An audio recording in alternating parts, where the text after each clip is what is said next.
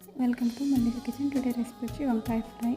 వంకాయ నచ్చిన వాళ్ళు ఎవరు ఉంటారు, ఎలా చేసినా బాగుంటుంది. సో ఇలాగ వంకాయలు తీసుకొని సన్నగా కట్ చేసుకోవాలి. ఒక ప్యాన్ పెట్టుకొని ప్యాన్లో 2 టేబుల్ స్పూన్ ఆయిల్, ఆవాలు, మినపప్పు, శనగపప్పు, పచ్చిమిర్చి వేసుకోవాలి. కరివేపాకు కూడా వేసుకొని బాగా కలిపేసుకోవాలి. కొంచెం లైట్గా వేగనివ్వాలి. ఆ తర్వాత మనం కట్ చేసుకున్న వంకాయ ముక్కలు వేసుకొని పసుపు, సరిపడినంత సాల్ట్ వేసుకొని బాగా కలుపుకోవాలి.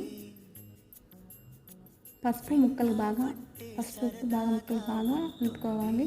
మళ్ళీ ఒక 10 మినిట్స్ లిడ్ క్లోజ్ చేసి సిమ్లోనే ఉడకనివ్వాలి. ఏ ఫ్రై అయినా సరే సిమ్లో ఉడకనిస్తేనే ఆ టేస్ట్ బాగుంటుంది.